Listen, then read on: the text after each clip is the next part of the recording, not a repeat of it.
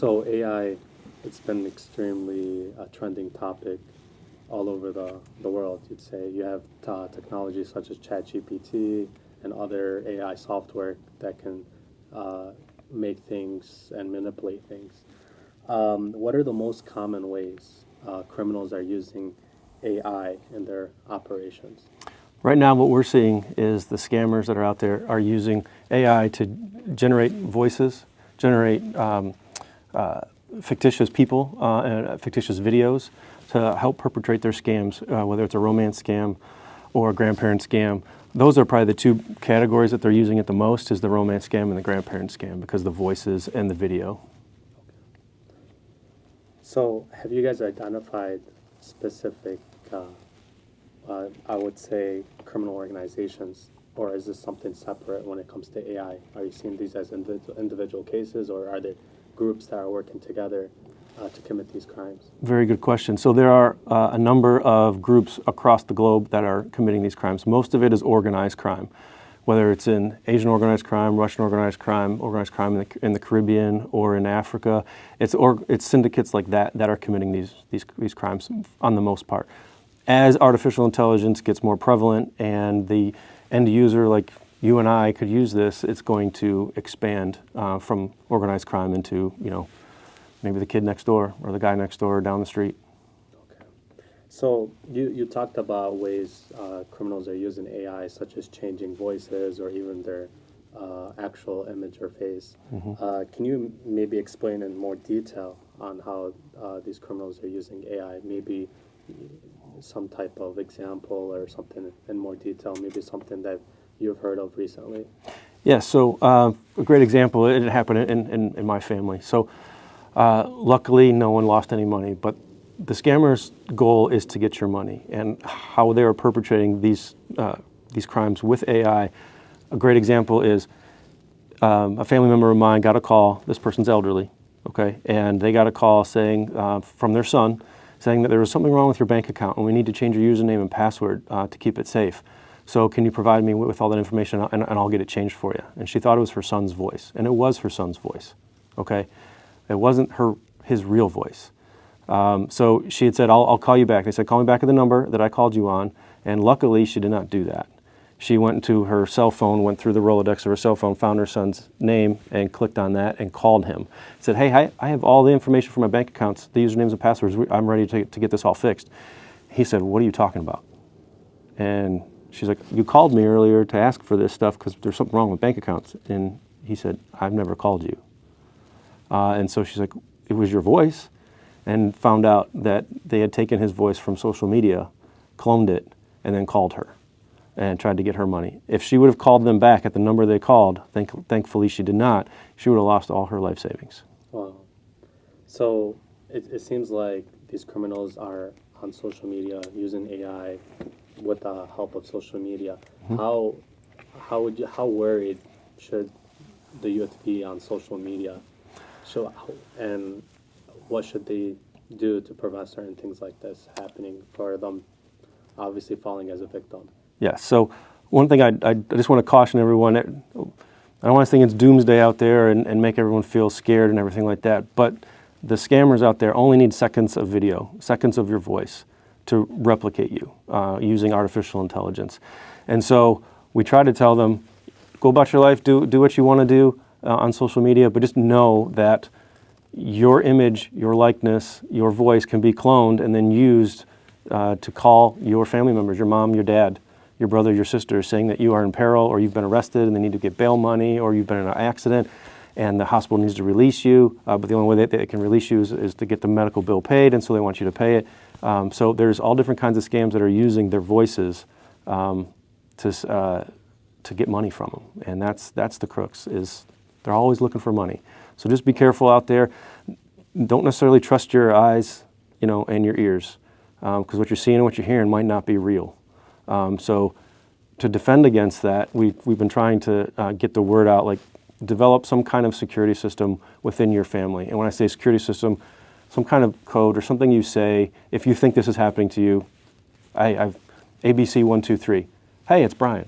Then you know it's me. Artificial intelligence can't generate your code, so they're not going to know that.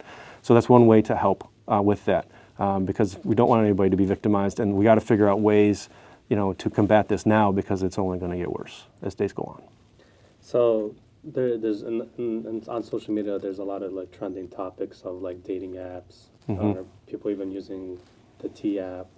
So can you talk a little more about how criminals are using AI in these type of apps that lead to people falling victim? Absolutely. So one of the things that happens on these dating apps is that if I have a laptop in front of me and I'm me and I'm trying to find a match, on one of the dating websites, and I'm looking for, let's say, a blonde female or a brunette female, it doesn't matter what.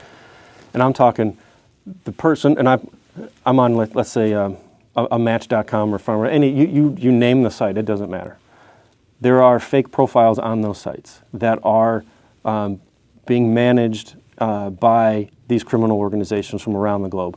And on the other end of that laptop, let's say in Southeast Asia is where the scammer is.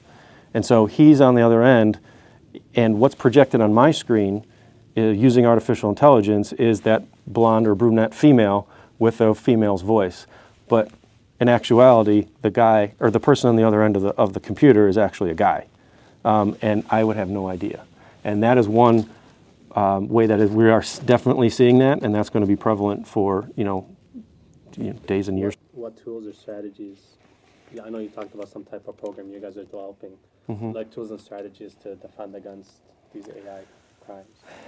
It's going to be difficult. The best way to defend against AI is education, is doing what we're doing right now, talking to people, let them know what is happening and how it's happening. Artificial intelligence is here to stay, whether we like it or not.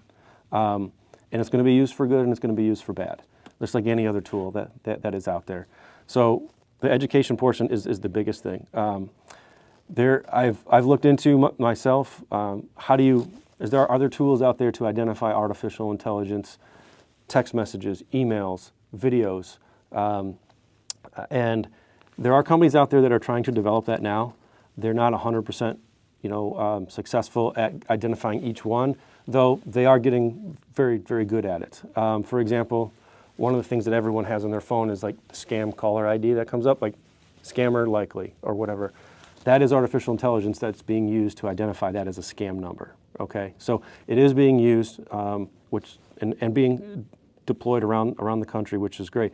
But there's no silver bullet, and that's why education is probably the best way to go. So if you see a video, sometimes these AI videos right now, because they're not perfect yet, but they're very close, where you can tell if somebody's, mouth movement and the voice is out of sync, things like that, simple things. So take a second, take a breath, I tell everyone, evaluate what you're seeing in front of you, reread the text message if it's a text message, listen to the voice. I let all of my calls that don't come up on my phone as a member of, that's already in my contacts, let it go to voicemail, and listen to the voicemail.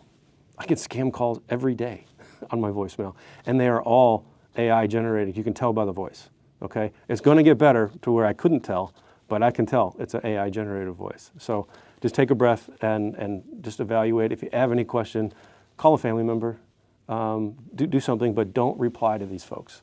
Do not do that. Take that second and stop and think about it, because if you take that step forward, you might lose everything that you've earned in your life. You may click that link that then now has, they have your computer, they have your bank account information, or you tell it over the phone. So please just take a second. That's the biggest thing we can tell everyone is don't believe your eyes and your ears, and take a breath after somebody calls you. Okay. Not sure if there's any, I would say, do you have any stats to share? Maybe from the start of criminals using AI to now, is there like a certain percentage and increase of cases or something? I don't have a number for AI specifically, but just for Michigan, what we saw from our IC3 data, which is where all the scams get, we tell everyone to call IC3 or go online to ic3.gov to report being scammed. And we've seen an increase in all of the scams, including romance scams. That's on a huge trajectory up. And the grandparent scams are too. And so we're trying to do what we can to educate people not to fall for these. But in 2024, which is the latest data that we have, our citizens in the state were victimized by over $240 million. And that is up by about $10 million from the year before. So we're trying to do what we can to educate folks. The great thing is that we have, with scams, people could be ashamed that they were scammed. They're embarrassed that they're scammed. And we're trying to get that stigma out of it, because we can't help you if you don't tell us. And if you don't tell us quickly, we're not going to be able to help you get your money back. If you did wire money or gave money to the bad guys in whatever way. So we're trying to tell people, please report it immediately. And because of the education that we've done, we have seen an increase in the amount in the state of Michigan, in the amount of people reporting the crimes. It was at 14,500. Now it's over 16,000 for 2024. So we're doing better as a society in the state of Michigan at reporting this stuff, but at the same time, they're also being victimized by more money. So because these scammers are very good at what they do. So when somebody commits a scam and they use AI to do so, and we catch them, we arrest them, they see a judge, okay? What they're doing is using AI over an electronic system. Usually it's going to be the internet, which is a telecommunication system, okay? Anytime you use a telecommunication system in the United States to commit a crime, that is wire fraud, and that's what you would be charged with. So when it comes time for sentencing purposes, the judge has to evaluate your guideline range, which the guideline range is like how many months and years you're going to be in jail, okay? So there's a numbering system for all of that. And one of the things that they consider is sophisticated means. Did you use some kind of sophisticated technique to do this? And if you did, then you will get an enhancement, which means you go to jail for longer. In this case, AI is definitely considered an enhancement, a sophisticated technique for an enhancement. You have thousands of people listening to you in Metro Detroit now, more specifically the youth. What's the final message you want to tell them? And if they do end up falling victim, how can they get help and what they should do? Okay, it's a great question. So just be careful of what you do online and who you communicate with. If you go on those dating apps for the romance scams, one of the hallmarks is that they'll try to get you from the dating site onto an encrypted messaging app like a WhatsApp, commonly used.